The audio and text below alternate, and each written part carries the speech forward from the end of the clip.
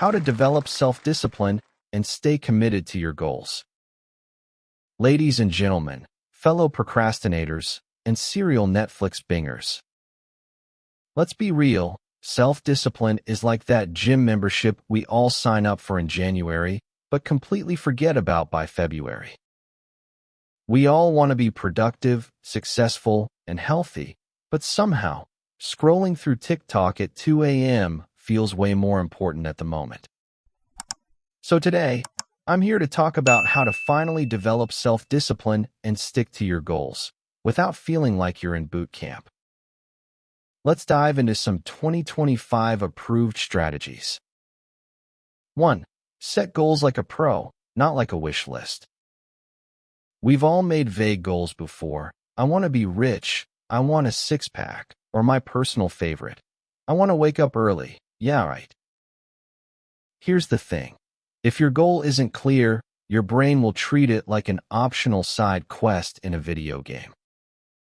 That's why we need SMART goals: specific, measurable, achievable, relevant, and time-bound. Example of a bad goal. I want to be productive. Example of a great goal. I will study for 30 minutes every morning before touching my phone. Pro tip: write your goal down, because if it only exists in your brain, it doesn't exist at all. 2. The 2-minute rule, because willpower is overrated. Most people fail at self-discipline because they rely on motivation, which, let's be honest, has the lifespan of a TikTok trend. Instead, we need habits.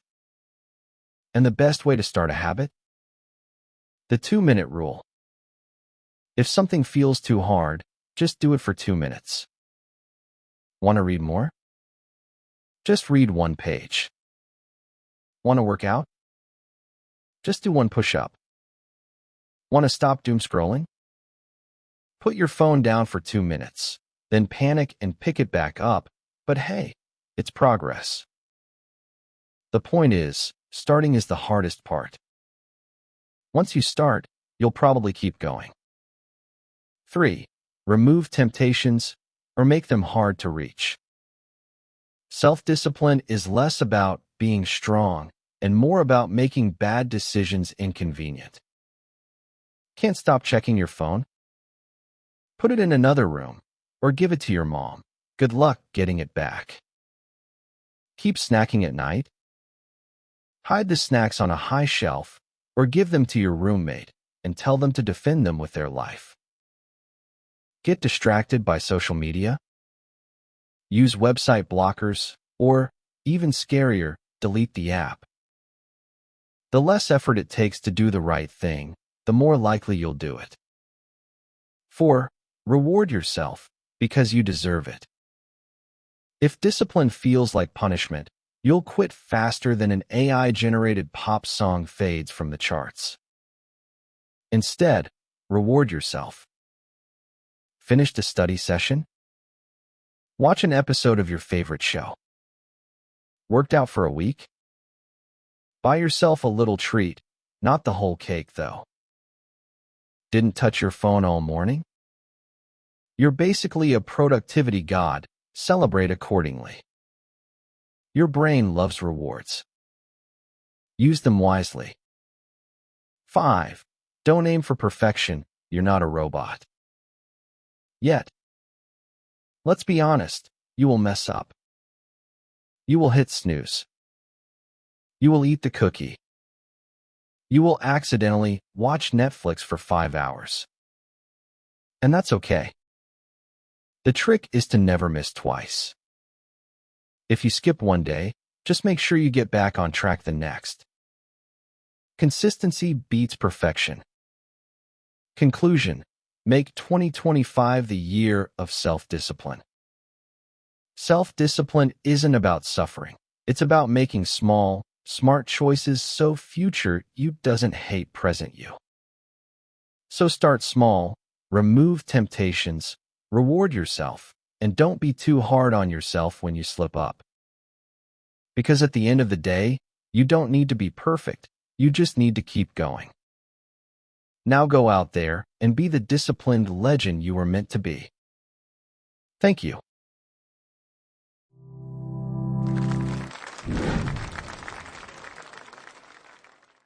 How failure becomes the stepping stone to success. Ladies and gentlemen, fellow dreamers, and professional mistake makers. Let's talk about something we all have experienced but wish we hadn't: failure.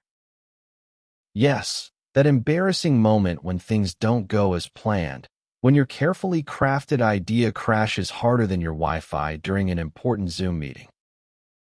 But here's the truth. Failure isn't the opposite of success, it's the path to it. Some of the most successful people in history failed, and not just once. So today, let's talk about how failure can actually be your greatest advantage. 1. Failure is the best teacher, even if it's a harsh one. Success feels great, but let's be honest, you don't learn much from winning. It's failure that teaches you the lessons you never forget. Thomas Edison failed 10,000 times before inventing the light bulb. When asked about it, he said, "I have not failed. I've just found 10,000 ways that won't work." Michael Jordan was cut from his high school basketball team. Imagine if he had given up. No Air Jordans, no legendary career, no flu game. So, if you fail, congratulations. You're now in the same club as the greatest minds in history. 2. Failure builds resilience, like a muscle, but for your mind. Think of failure like a workout for your brain. The first time it happens, it hurts. But each time you get back up, you become stronger, more experienced, and more prepared. Entrepreneurs who fail at their first startup are far more likely to succeed in their second or third business. Students who fail an exam and study harder often perform better than those who never struggled. Failure is like leveling up in a video game. You lose a life, you restart, but now you know where the traps are. 3. Failure eliminates what doesn't work, so you can focus on what does. Imagine trying to unlock a door with a giant keychain. Each wrong key you try eliminates one possibility and brings you closer to the right one. Failure does the same thing in life. Did your business idea flop? Now you know what not to do. Failed a test? Now you know which areas to study harder. But got rejected from a job? Maybe it wasn't the right fit for you anyway. Each failure is a process of elimination, getting rid of what doesn't work so you can find what does. 4. Failure teaches humility and growth. Let's be real. If we succeeded all the time, we'd all be overconfident know-it-alls. Failure keeps us humble, makes us open to learning, and forces us to adapt. Instead of saying, "I failed," try saying, "I learned." The most successful people aren't afraid to fail. They're afraid of not learning from failure. 5. The only real failure is giving up. If you look at the most successful people, they have one thing in common. They kept going. J.K. Rowling was rejected by 12 publishers before someone finally agreed to publish Harry Potter. Elon Musk had multiple rocket launch failures before SpaceX successfully launched into orbit. Oprah Winfrey was fired from her first job because she was not fit for TV. They didn't stop because of failure. They used failure as a stepping stone to their success. Conclusion: fail faster, learn faster, succeed faster. Failure isn't a dead end. It's a detour on the road to success. The faster you fail, the faster you learn. The faster you learn, the faster you succeed. So, the next time you fail, don't see it as the end. See it as a step forward, a lesson learned, and a sign that you're on the right track. Because the only way to truly fail is to stop trying. Now, go out there, fail spectacularly, and come back stronger. Thank you.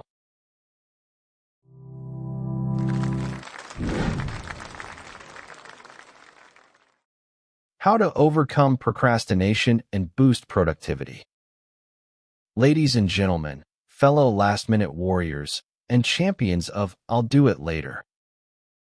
Let's be honest, procrastination is the #1 dream killer. How many times have you sat down to work, only to suddenly remember that your desk needs organizing, your plants need watering, or that you absolutely must check Instagram for the 17th time today? We all do it. But today, we're not going to feel guilty about it. We're going to fix it. Here are 5 simple and effective ways to finally beat procrastination and skyrocket your productivity. 1. The 2-minute rule. Just get started. Procrastination's worst enemy? Momentum.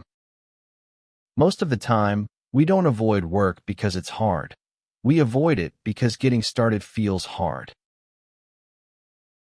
Solution: the 2-minute rule. If a task seems overwhelming, just do it for 2 minutes. Need to write an essay?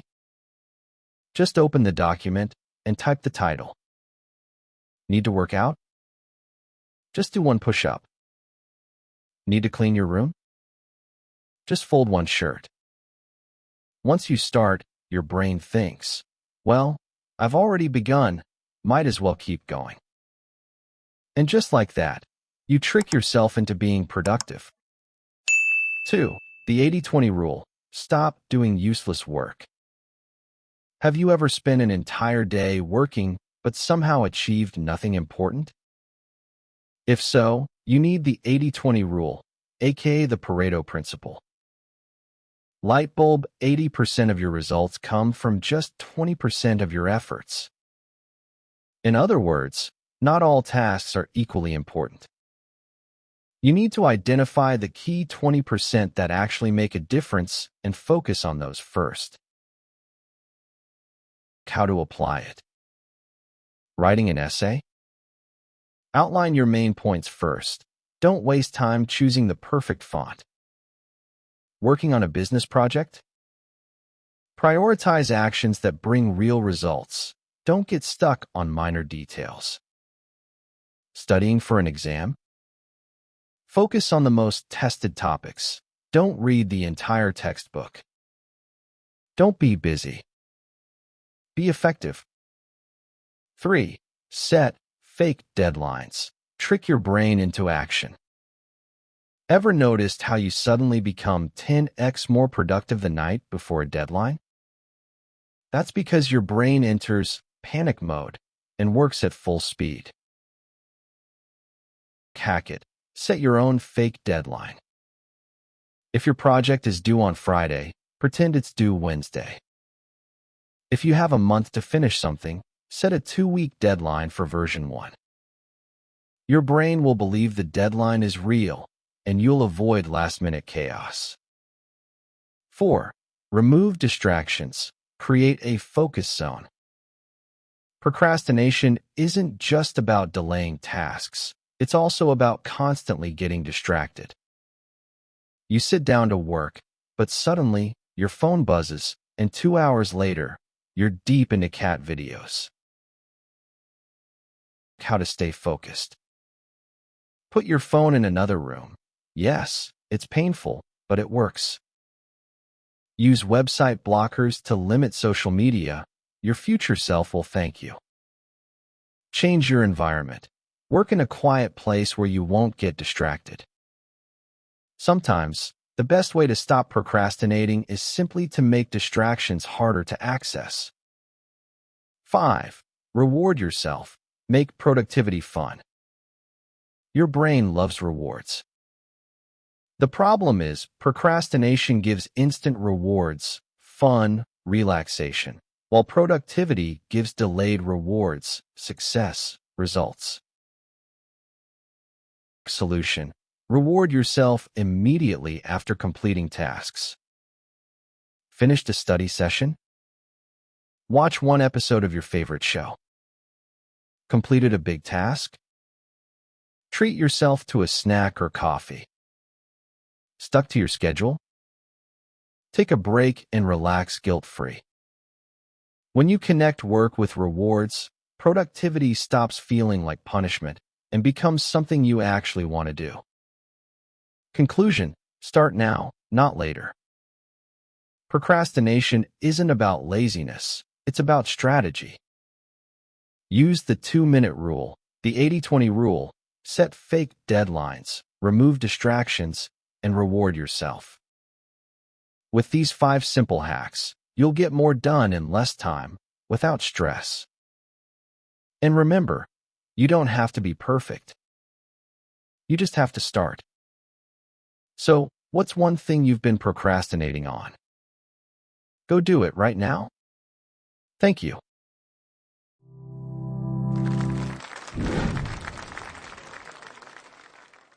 The power of habits. How to build good habits that last.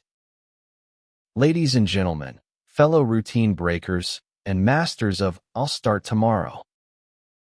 Let's talk about habits. You know, those little things we do every day without even thinking, like checking our phones first thing in the morning, hitting snooze 5 times, or mysteriously ending up on YouTube when we were supposed to be working. Good habits can make us healthier, smarter, and more successful. Bad habits, on the other hand, can turn us into sleep-deprived, procrastinating snack monsters. So today, let's talk about how to stop bad habits, build good ones, and actually stick to them. 1. Start small. Make it too easy to fail. One of the biggest mistakes people make is starting too big. They say things like, I'll go to the gym for 2 hours every day. Last 3 days, then forgotten. I'll read 50 pages a day. By day 2, you're back to scrolling TikTok. Solution: start ridiculously small. Want to exercise? Start with just 1 push-up. Want to read more? Read 1 page. Want to wake up early? Wake up 5 minutes earlier. The trick? Once you start, you usually keep going. That's how habits grow naturally. 2. Use habit stacking. Attach new habits to old ones. Building a new habit is hard, but you already have habits you do every day. So why not connect them? Example. After brushing your teeth, do 10 squats. While waiting for your coffee, read 1 page of a book. Before checking social media, write 1 sentence in your journal. By attaching a new habit to an old one, your brain links them together, making it much easier to remember. 3. Make it obvious. Set yourself up for success. The easier a habit is to start, the more likely you'll do it. So, make your good habits obvious and your bad habits hard to access. How to do it.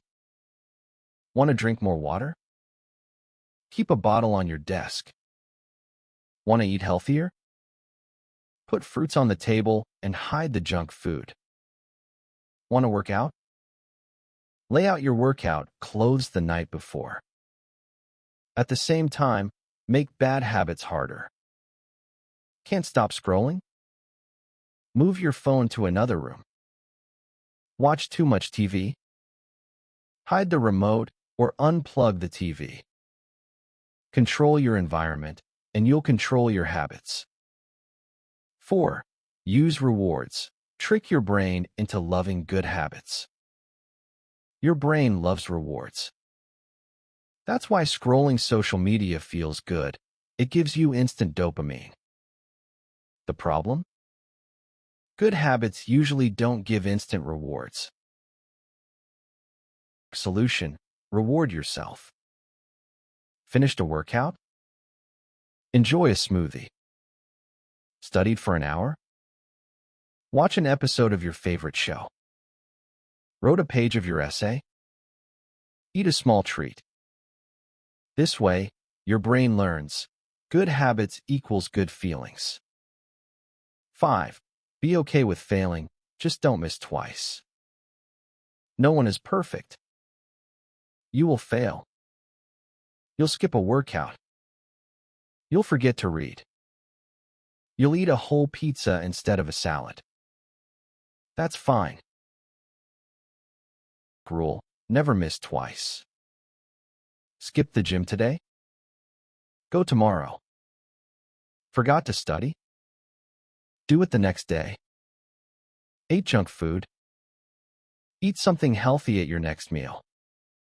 Success isn't about being perfect, it's about consistency. As long as you keep coming back, you're winning. Conclusion: small habits equals big results. Habits shape your life. The small things you do every day matter more than the big things you do once in a while. So start small. Stack your habits. Set up your environment. Reward yourself. And most importantly, if you fail, just start again. Because in the end, you don't need more motivation. You just need better habits. Thank you.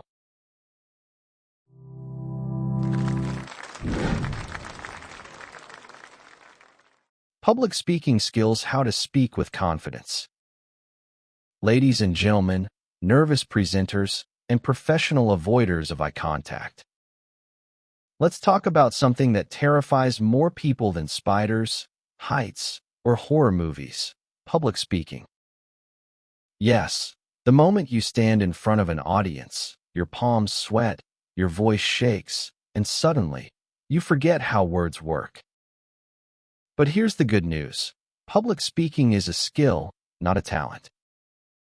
That means you can learn it, improve it, and, believe it or not, actually enjoy it.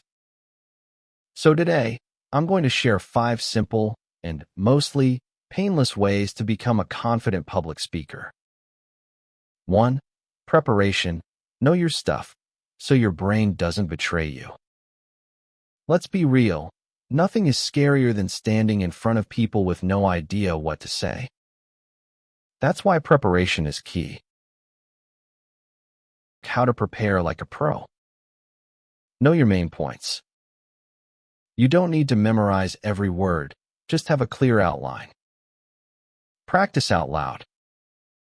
Saying it in your head is not the same as speaking it out loud. Trust me. Record yourself.